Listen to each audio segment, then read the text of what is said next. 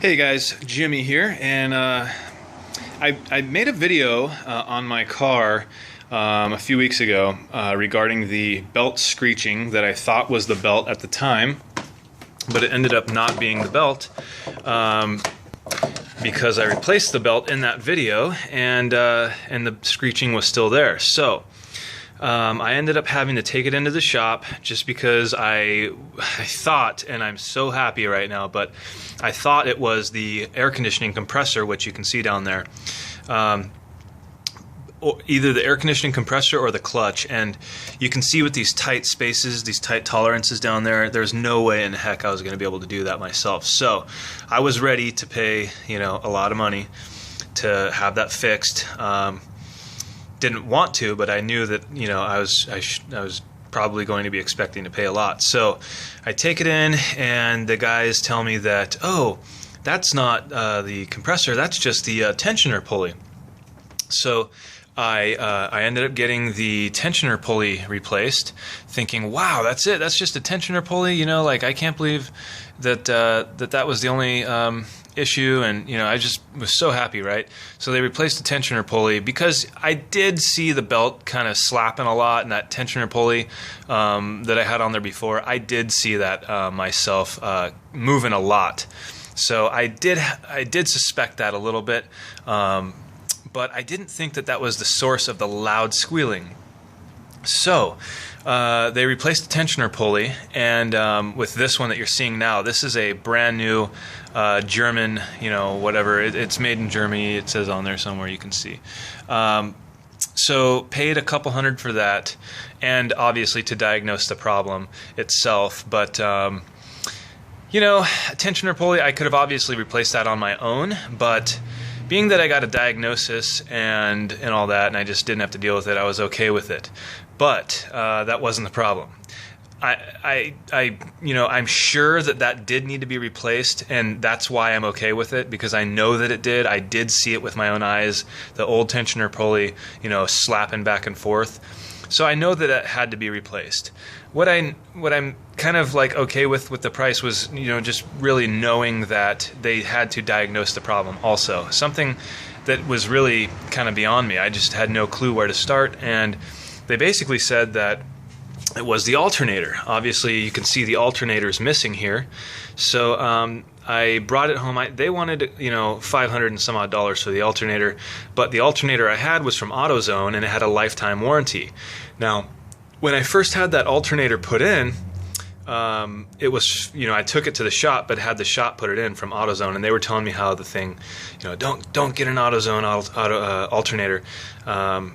They're just terrible, and you need to go with OEM stuff. So anyways, 4 years later, that alternator did actually die. So maybe they did know what they were talking about. This shop that I'm going to is very reputable, and I really like going to them.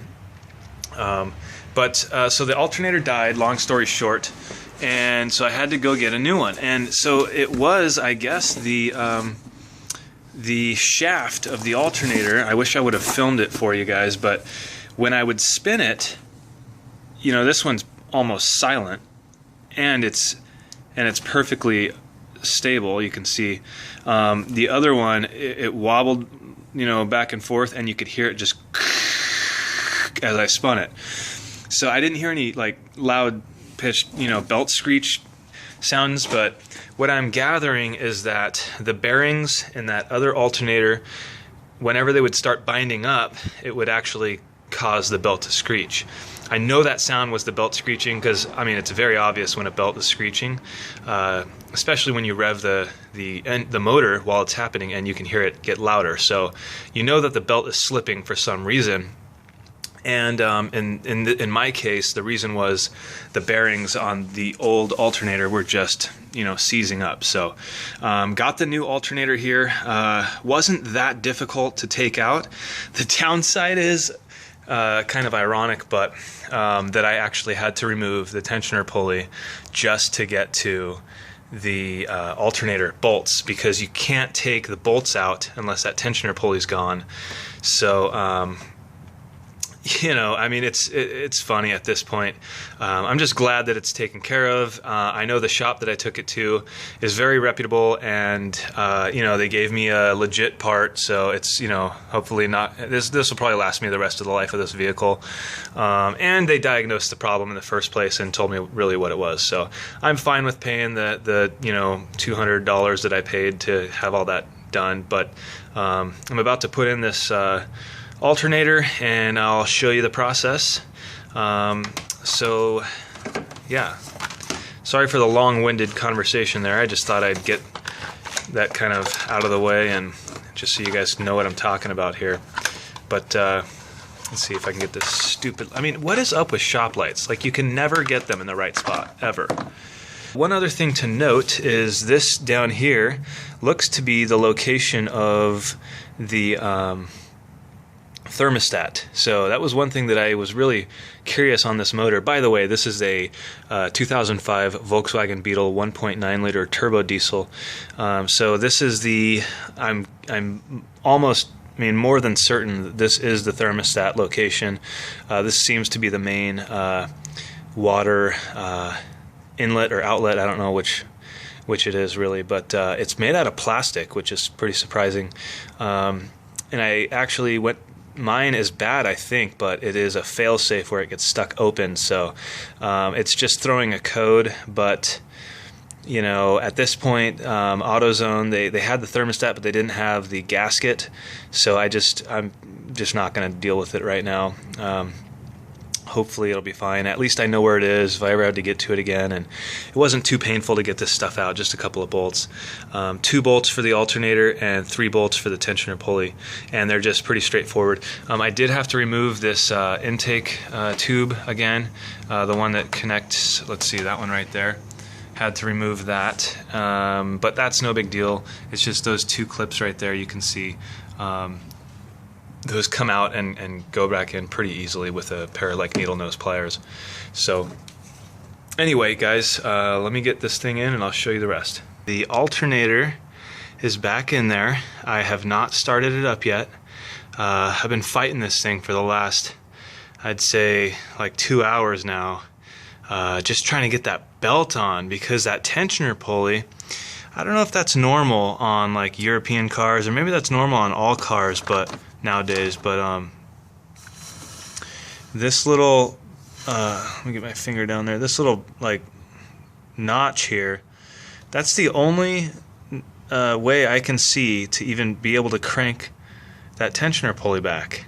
Usually with like an American car, like an older vehicle, there's like a bolt down there, you stick a ratchet in there and you just, you know, crank it back, no problem. But this is the only thing I can see, this tab. So what I have to do is wedge something through there and just crank it over, and it's just so hard because there's no room to do that in this tiny little engine compartment. And just wrapping, you know, you finally get the belt around the alternator, and then it comes off the main crankshaft. So okay, so the battery's all hooked up, everything is hooked up and ready to go. So you know what, I'm going to pull back and show you how tight this little tiny engine compartment is. I mean, that's a nice little diesel motor, purrs like a kitten. I mean, this thing has like 27,000 miles on it, and it runs like the day it did when I bought it. But when little things like the alternator fails and little things like that, it's just a pain in the butt getting in there. So let me get in there. This is now the moment of truth, so let's start this baby up. Okay, do we got juice? Ooh, we got juice. Alright, so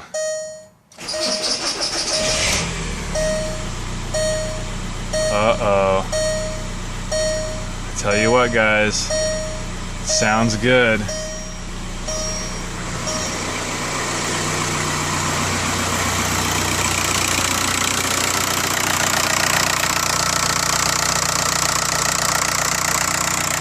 Well, I don't know if you can hear me that well with that little diesel purring like a kitten, but usually right upon startup I get this squealing right away.